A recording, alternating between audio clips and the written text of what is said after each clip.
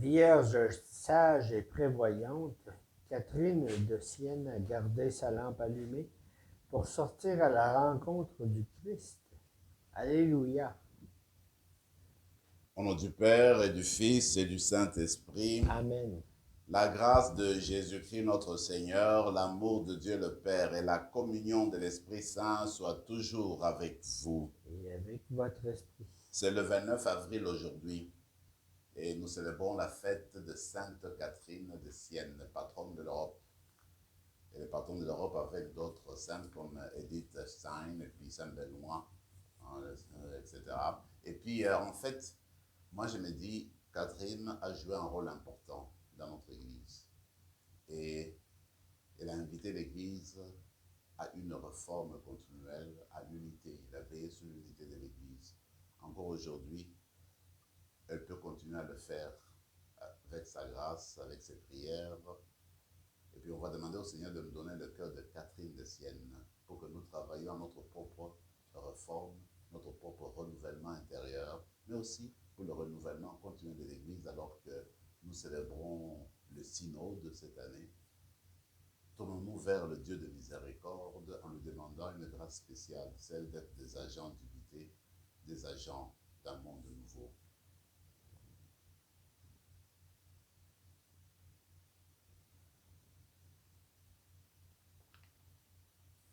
Je confesse à Dieu Tout-Puissant, je reconnais devant vous, frères et sœurs, que j'ai péché en pensée, en parole, par action et par omission.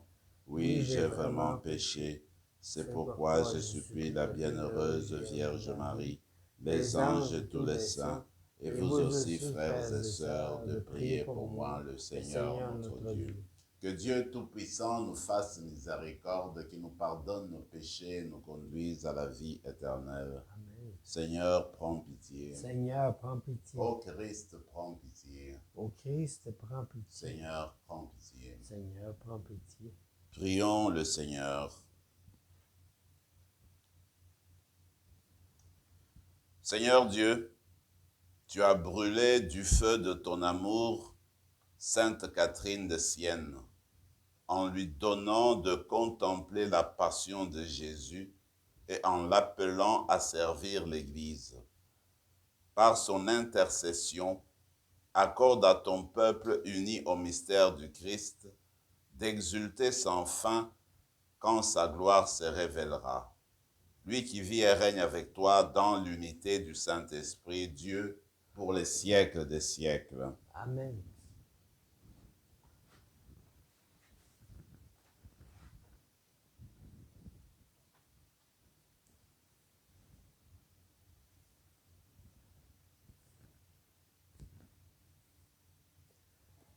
Du livre des Actes des Apôtres. En ces jours-là, comme les apôtres étaient en train de comparaître devant le Conseil suprême, intervint un pharisien nommé Gamaliel, docteur de la loi, qui était honoré par tout le peuple. Il leur donna de les faire sortir un instant, puis il dit, « Vous, Israélites, prenez garde à ce que vous allez faire de ces gens-là. Il y a un certain temps se leva Theudas, qui prétendait être quelqu'un, et à qui se rallia 400 hommes environ. Il a été supprimé, et tous ses partisans ont été mis en déroute et réduits à rien. Après lui, à l'époque du recensement, se leva Judas le Galiléen, qui a entraîné beaucoup de monde derrière lui. Il a péri lui aussi, et tous ses partisans ont été dispersés. Eh bien, dans la circonstance présente, je vous le dis, ne vous occupez plus de ces gens-là. Laissez-les. En effet, si leur résolution ou leur entreprise vient des hommes, elle tombera. Mais si elle vient de Dieu, vous ne pourrez les faire tomber. Ne risquez donc pas de vous trouver en guerre contre Dieu. Les membres du conseil se laissèrent convaincre et rappelèrent alors les apôtres Et après les avoir fait fouetter, ils leur interdirent de parler au nom de Jésus. Puis ils les relâchèrent. Quant à eux, quittant le Conseil suprême, ils repartaient tout joyeux d'avoir été jugés dignes de subir des humiliations pour le nom de Jésus. Tous les jours au temple et dans leur maison, sans cesse, ils enseignaient et annonçaient la bonne nouvelle. Le Christ, c'est Jésus. Parole du Seigneur. Nous rendons grâce à Dieu.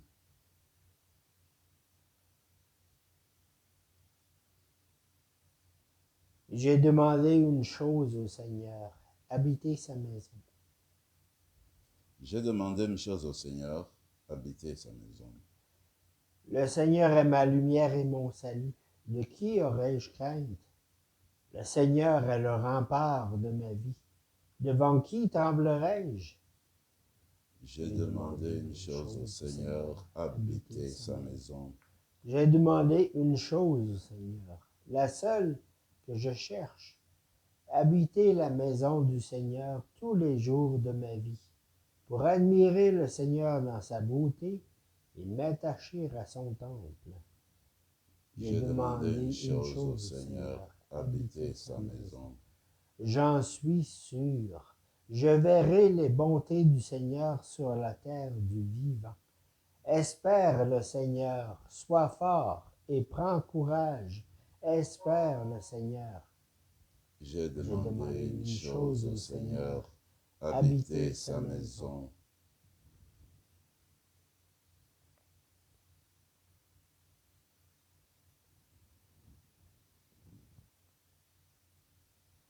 Alléluia, Alléluia. L'homme ne vit pas seulement de pain, mais de toute parole qui sort de la bouche de Dieu. Alléluia.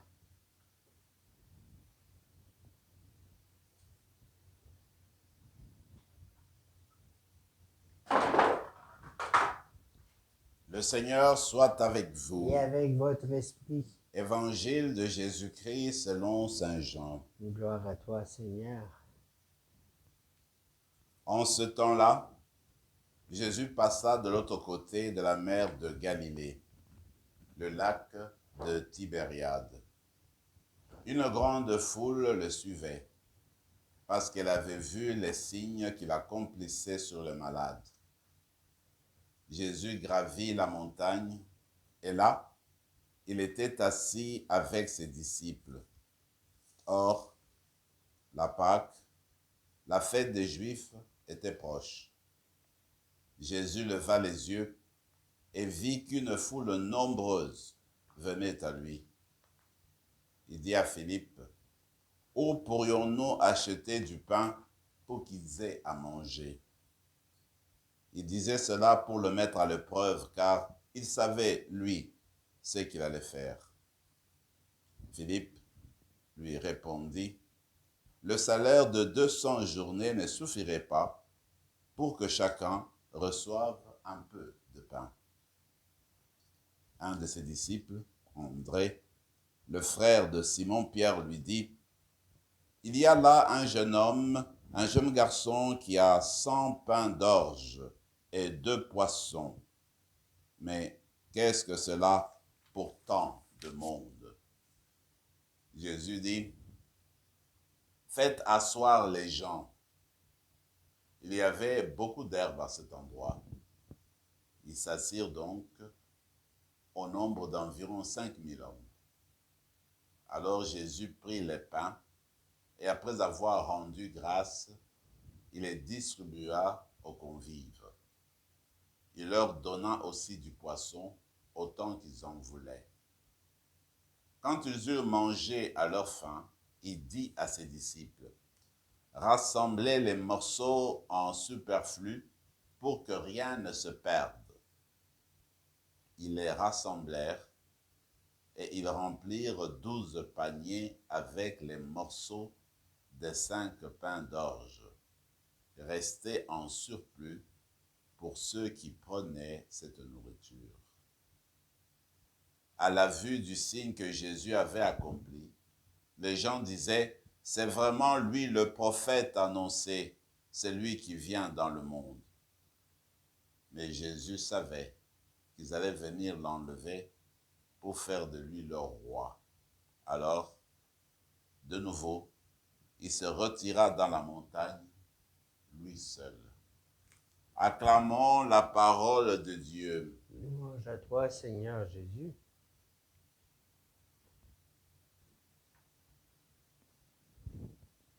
Le livre des Actes des Apôtres reste une référence dans cette démarche, dans cette croissance de l'Église.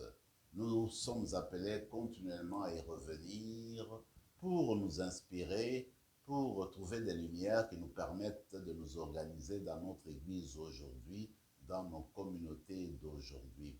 Dans le texte d'aujourd'hui, ce qui frappe, c'est la figure de Gamaliel. Voilà un juif, un membre du judaïsme qui appartenait au groupe des pharisiens, qui était docteur de la loi, un homme respecté par tout le peuple, un homme d'une grande sagesse, un homme qui était écouté de tout le monde. Et voilà que les apôtres ont été arrêtés à plusieurs reprises. Et cette fois-là, quand ils ont été arrêtés, il y avait Gamaliel avec le groupe des conseillers du temple. Alors, ils demandent qu'on laisse de côté d'abord les apôtres, qu'on les enlève de la salle. Alors, il leur donne son point de vue, un homme de sagesse. Il leur dit, écoutez, vous savez que dans notre histoire, vous vous rappelez de tel et de tel autre. Ils pensaient qu'ils étaient des personnes importantes. Ils ont commencé leur mouvement. À leur décès, tout cela s'est écroulé. Alors, pourquoi vous acharner sur ce groupe? Si ce qu'ils font vient vraiment de Dieu, vous n'y pouvez rien. Mais si ça vient des hommes, ben ça va disparaître, comme ça a été le cas des exemples qu'il avait donnés.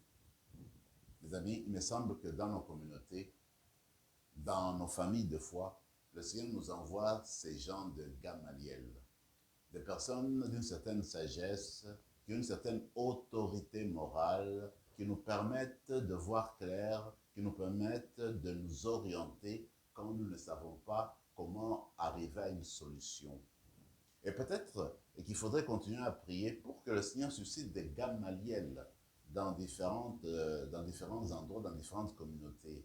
Des gens, donc, comme je disais, qui sont remplis de Dieu, remplis de sagesse, remplis de l'Esprit du Seigneur. Des gens qui voient et qui essaient de lire les signes de Dieu, les signes du temps, pour interpréter ce que Dieu attend de son peuple aujourd'hui. Nous avons besoin, vous et moi, de cet esprit-là, de cette sagesse pour continuer à avancer sur notre route. Regardez l'exemple justement de Sainte Catherine de Sienne. C'est une Gamaliel, si vous voulez, parce que de son temps, cette femme-là a compris que l'Église avait besoin de réforme, qu'elle ne devait pas rester accrochée à ces traditions anciennes, qu'il faut, n'est-ce pas, une régénérescence, il faut un renouveau spirituel.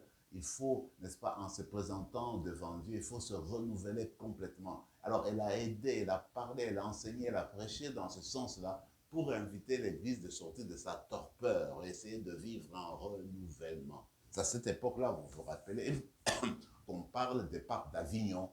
Et à ce moment-là, c'est pratiquement la division dans l'Église. On parlait de deux papes, un pape en Italie, un pape à Avignon. Alors, elle, Catherine de Sienne, avec la grâce qu'elle avait reçue de Dieu, avec la sagesse qu'elle avait reçue de Dieu, elle va faire tout son possible pour justement aider l'Église à garder l'unité, à avoir un seul pape, n'est-ce pas, un seul évêque de Rome comme il a toujours été, n'est-ce pas, pour continuer à mener la barque de l'Église catholique, la barque de Pierre. Alors moi je trouve que des gens comme Catherine, comme Gamaliel, eh bien, nous en aurons toujours besoin. Peut-être qu'on va demander à Catherine aujourd'hui de nous obtenir son esprit, sa vigueur, sa foi, son amour pour l'Église, et puis aussi son intérêt pour le renouvellement spirituel, le renouvellement intérieur. Vous et moi, nous avons continuellement besoin de ce renouvellement-là pour justement prendre part au renouvellement, au renouveau de l'Église. L'évangile est bien connu, c'est le chapitre 6 de Saint Jean. Ce qui est frappant dans l'histoire de la multiplication de pain, c'est parmi les rares récits qu'on rencontre chez les 4 évangélistes. Matthieu, Marc, Luc et puis Jean, les quatre ont parlé de la multiplication des pains. C'est que c'était un événement que Jésus a posé et qui a marqué vraiment les communautés de ce temps-là, qui a marqué les apôtres, qui a marqué ses disciples. Alors qu'est-ce qu'il fait? À partir de 5 pains d'orge et de 2 poissons, eh bien, il nourrit 5000 personnes. Alors ça, il le fait justement pour appuyer, pour aider les personnes, n'est-ce pas, qui les suivaient et qu'ils aient des forces physiques pour qu'ils soient en mesure justement de l'écouter et puis d'accueillir Dieu en eux. Vous vous rappelez quand on était enfant, on nous disait que, eh bien, vendre affamé, point d'oreille. Parce que quand on est affamé, eh bien, on ne peut plus écouter, on ne peut plus suivre. En classe, quand l'enfant est affamé, on ne peut plus suivre l'enseignant, l'enseignante. Alors, l'enfant a besoin de manger, qu'on s'occupe, n'est-ce pas, de son ventre. Et ensuite, il sera plus réveillé et puis il peut être en mesure de suivre, n'est-ce pas, les enseignements. Alors, le Seigneur nous nourrit spirituellement, il nous nourrit physiquement aussi pour que nous soyons en mesure de rester éveillés pour suivre, n'est-ce pas, son enseignement, pour suivre son message continuel. Regardez, nous, souvent, en ce moment-ci, qui est un moment assez exigeant de notre Église, nous sommes appelés à vivre la vie missionnaire, à vivre la deuxième évangélisation, à vivre, n'est-ce pas, un renouveau important, à chercher à redynamiser, tonifier notre Église. Et ce n'est pas toujours facile. Alors, parfois, on peut se décourager et dire, écoutez, moi, je n'ai que 5 pains d'orge et 2 poissons. Qu'est-ce que je vais faire? Mais non, il faut apporter tout ce qu'on a, le peu qu'on a. Alors le Seigneur, à partir du peu qu'on a, peut faire des merveilles. Comme il a fait des merveilles avec les 5 pains d'orge et les 2 petits poissons, il a nourri 5000 personnes. Alors, allons au Seigneur avec ce que nous sommes, avec nos limites, mais avec nos espoirs, avec notre foi. Et le peu que nous avons, le Seigneur le prendra. Il va le multiplier et ça sera, n'est-ce pas, une nouvelle église, un nouveau départ, de nouveaux disciples, un cœur nouveau qui va nous donner un esprit nouveau grâce au peu que nous lui présenterons. Alors, continuons notre célébration eucharistique. Demandons que le Seigneur continue à habiter nos cœurs, à nous renouveler et qu'il nous donne la vocation de Catherine de Sienne, celle de chercher à renouveler à nos paroisses, nos églises et à être des agents d'unité, rassembler les personnes. Et que l'Eucharistie, justement, qui nous rassemble, puisse nous nourrir, nous donner cette force, cette énergie, cet esprit de vouloir à notre tour faire la même chose. Partager ce que nous avons reçu, renouveler les cœurs, mais aussi vivre dans l'unité fraternelle. Amen. Amen.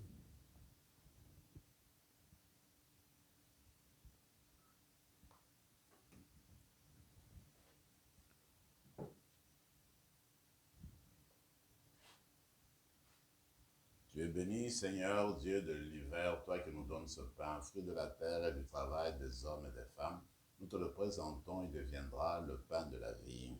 Béni soit Dieu maintenant et toujours.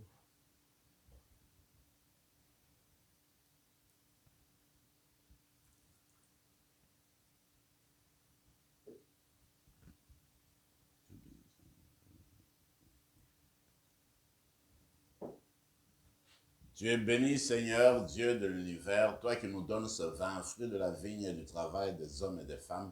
Nous te le présentons, il deviendra le vin du royaume éternel. Béni soit Dieu maintenant et toujours. Humbles et pauvres, nous te supplions, Seigneur, accueille-nous, que notre sacrifice en ce jour, toute grâce devant toi.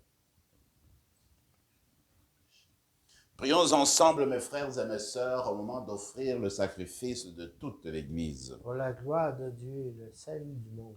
Accueille, Seigneur, le sacrifice du salut que nous présentons en la fête de Sainte Catherine. Instruits par ses conseils, nous pourrons te rendre grâce, Dieu véritable, avec plus de ferveur, par le Christ notre Seigneur. Amen. Le Seigneur soit avec vous. Et avec votre esprit, Élevons notre cœur. nous le tournons vers le Seigneur. Rendons grâce au Seigneur notre Dieu. Cela est juste et bon. Vraiment, il est juste et bon, pour ta gloire et notre salut, de te louer, Seigneur, en tout temps, mais plus encore de te glorifier aujourd'hui, où le Christ, notre Pâque, a été immolé. car il est l'agneau véritable qui a enlevé les péchés du monde. En mourant, il a détruit notre mort. En ressuscitant, il nous a rendu la vie. C'est pourquoi la joie pascale rayonne par tout l'univers. La terre entière exulte. Les puissances d'en haut et les anges du ciel chantent sans fin l'hymne de ta gloire. Saint, Saint, Saint, le Seigneur Dieu de l'univers. Le ciel et la terre sont remplis de ta gloire. Hosanna au plus haut des cieux. Béni soit celui qui vient au nom du Seigneur. Hosanna au plus haut des cieux. Toi qui es vraiment saint, toi qui es la source de toute sainteté, Seigneur, nous te prions. Sanctifie ces offrandes en répandant sur elles ton esprit, qu'elles deviennent pour nous le corps et le sang de Jésus, le Christ notre Seigneur. Au moment d'être livré et d'entrer librement dans sa passion, il prit le pain. Il rendit grâce, il le rompit et le donna à ses disciples en disant, « Prenez et mangez-en tous, ceci est mon corps livré pour vous. »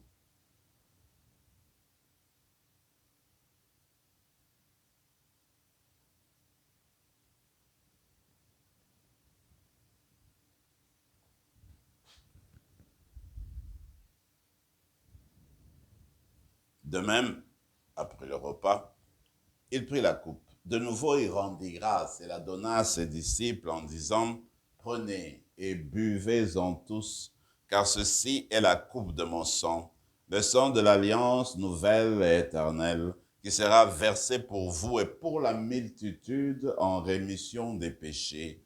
Vous ferez cela en mémoire de moi. »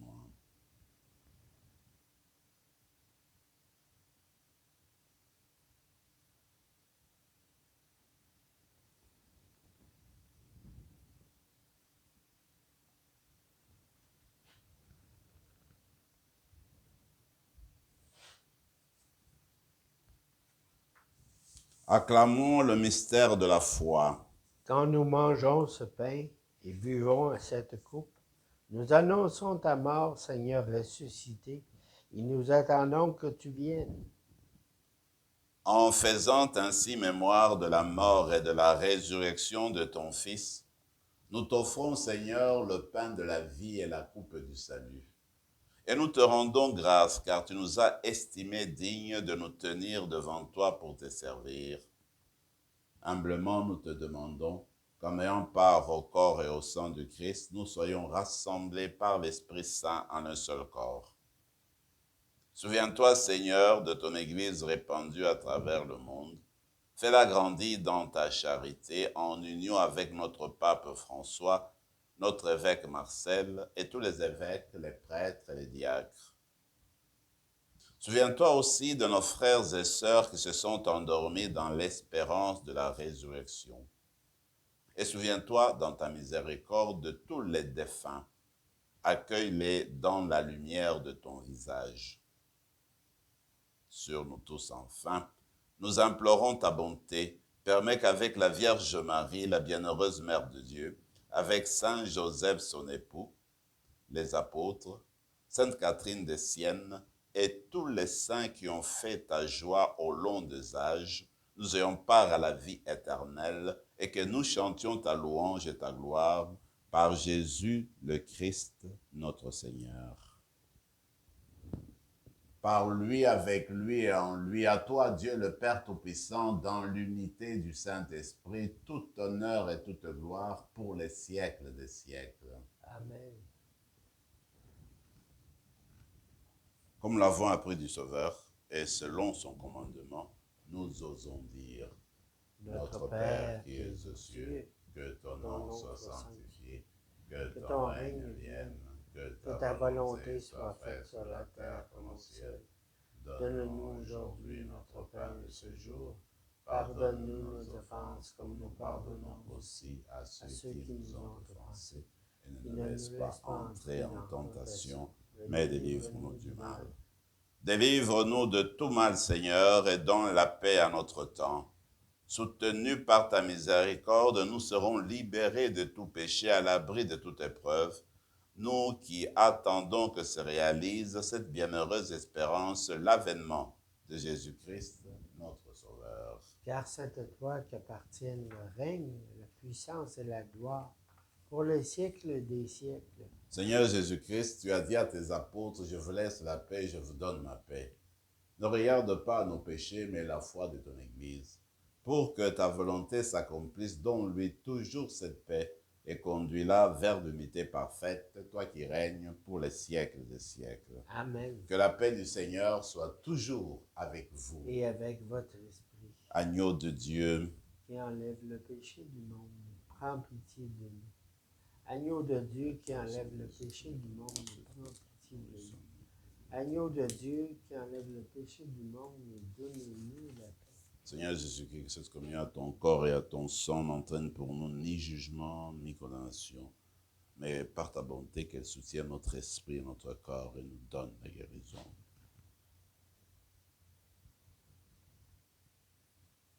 Voici le ressuscité, voici l'agneau de Dieu, celui qui enlève le péché du monde. Heureux les invités au repas des noces de l'agneau.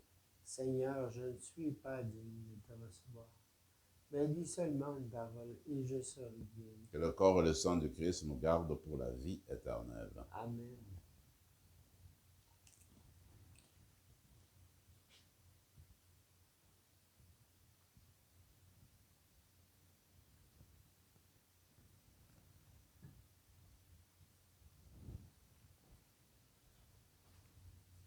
Le corps de Christ. Amen.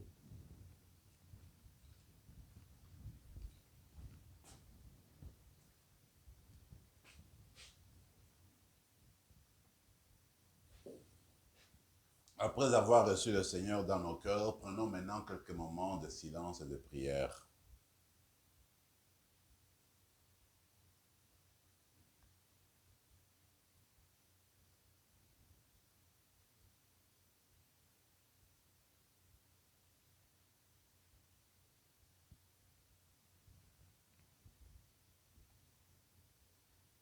Dieu est lumière. Si nous marchons dans la lumière, nous sommes en communion les uns avec les autres, et le sang de Jésus-Christ, son Fils, nous purifie de tout péché. Alléluia. Prions encore le Seigneur.